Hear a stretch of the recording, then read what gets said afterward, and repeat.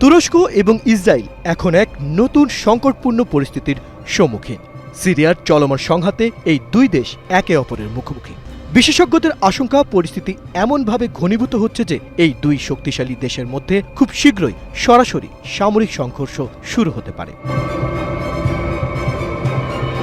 Eurasian টাইমসের বিশ্লেষণ অনুযায়ী তুরস্ক সমর্থিত বিদ্রোহীরা সিরিয়ার দামেস্ক দখল করে তুর্কি বাহিনীর উপস্থিতি বৃদ্ধি করেছে। এই অবস্থায় তুরস্ক সিরিয়ার কুর্দিদের লক্ষ্যবস্তু হয়ে হামলা চালাচ্ছে। কুর্দি যোদ্ধাদের মধ্যে কিছু সদস্য বর্তমানে 2000 মার্কিন সেনার নিরাপত্তায় রয়েছে, আর কুর্দিরা এখন ইসরায়েলের কাছে সাহায্য চাচ্ছে।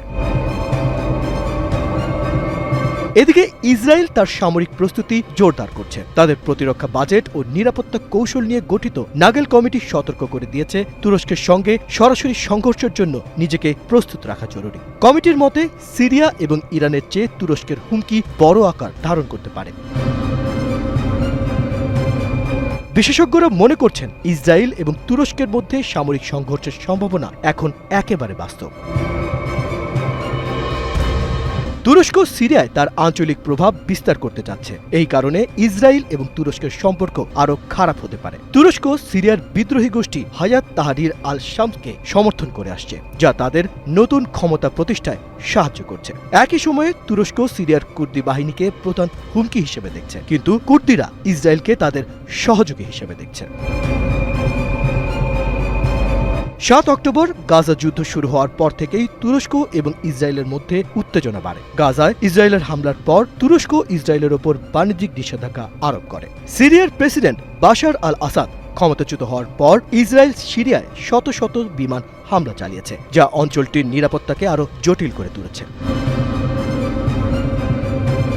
ইসরায়েলের নাগেট কমিটি ইসরায়েলের প্রতিরক্ষা কৌশল আরও শক্তিশালী করতে 5 বছরের জন্য $15 বিলিয়ন বাড়ানোর প্রস্তাব দিয়েছে।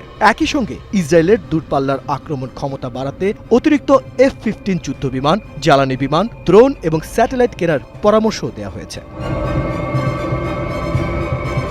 এখন প্রশ্ন হচ্ছে, ইসরায়েল এবং তুরস্কের সম্পর্কের এই নতুন বাঁক কি সংঘর্ষের দিকে এগিয়ে নিয়ে যাবে? বিশেষজ্ঞদের মতে এই অঞ্চলের পরিস্থিতি আরও অস্থিতিশীল হতে পারে। দুটি শক্তিশালী দেশ সিরিয়ায় তাদের স্বার্থের খেলায় এক নতুন বিপদ ডেকে আনতে পারে, যা মধ্যপ্রাচ্যের জন্য অত্যন্ত ঝুঁকিপূর্ণ। আর এই সম্ভাব্য যুদ্ধে এরদোয়ানের নেতৃত্বে ফ্রন্টফুটে থাকবে তুরস্ক।